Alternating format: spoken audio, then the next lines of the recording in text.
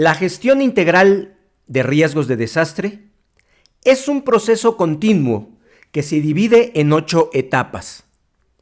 La etapa de identificación de riesgos, la etapa de previsión, la etapa de prevención, de mitigación, preparación, auxilio, recuperación y reconstrucción. En relación con la primera etapa de la gestión integral de riesgos, es decir, la identificación de riesgos, debemos recordar que esta etapa consiste en imaginar, reconocer y valorar los daños y pérdidas que podrían suceder en el futuro y cuál sería su distribución en el territorio. Para lograr la identificación de riesgos, conviene seguir 6 pasos. El paso 1 es el análisis de los peligros.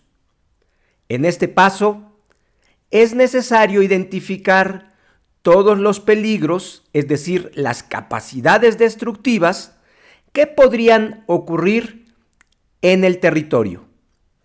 Recordamos que cada peligro tiene un área donde se manifiesta su capacidad destructiva. Y esta se expresa también por su intensidad. Por ejemplo, en una inundación podemos conocer el área inundable y la intensidad, que puede ser la altura o la velocidad de flujo del agua.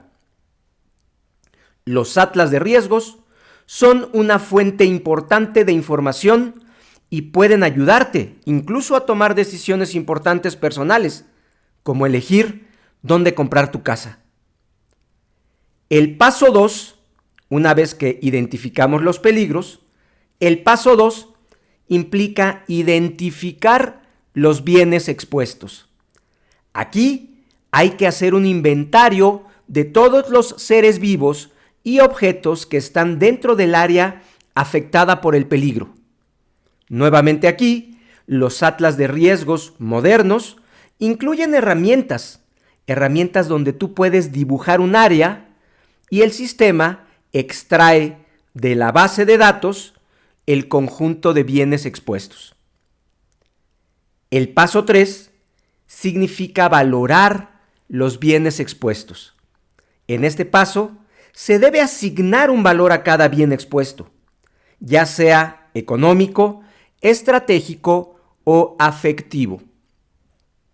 Este es un trabajo para los analistas, que deben determinar si el valor económico de reposición es muy alto, si el bien tiene un valor estratégico que pueda afectar a toda la comunidad, como por ejemplo una subestación eléctrica que al dañarse afectaría a todos los demás sistemas. También es importante saber si el bien tiene un valor afectivo importante.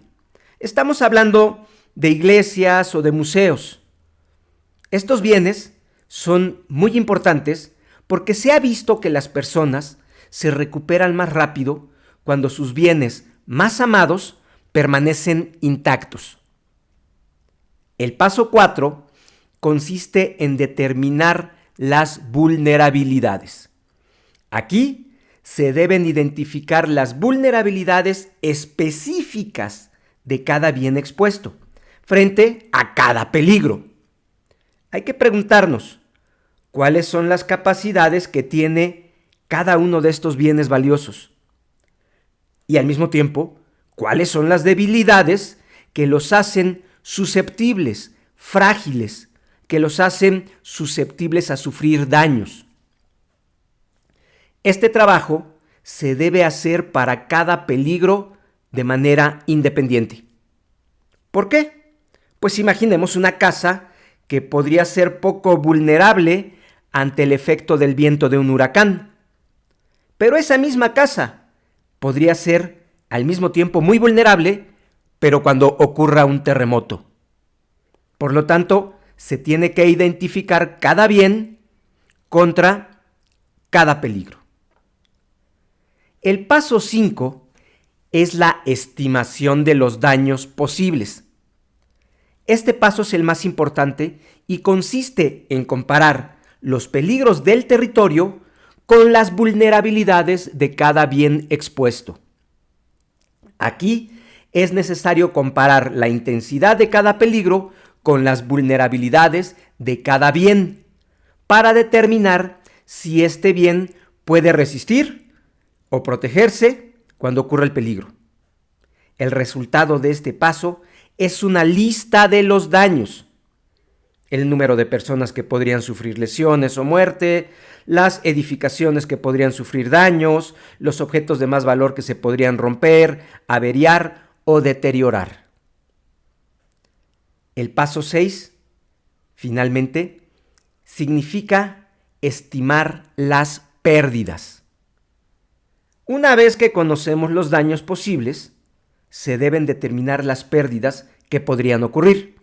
Es decir, ¿cuáles son los beneficios que se van a dejar de recibir debido al daño? Una casa dañada implica la pérdida de abrigo para una familia. Un hospital dañado significa la pérdida de servicios médicos, consultas o cirugías que no se podrán realizar. Una escuela dañada significa días sin clase. Y un negocio dañado implica menos ventas, entre otros.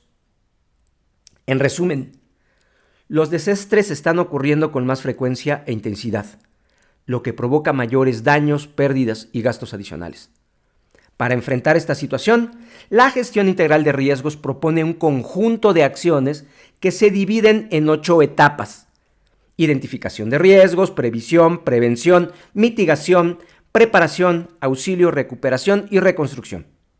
En la primera etapa, la etapa de identificación de riesgos, es fundamental seguir 6 pasos: el análisis de peligro, la identificación de bienes expuestos, la valoración de los bienes, la determinación de las vulnerabilidades, la estimación de daños posibles y finalmente la estimación de las pérdidas.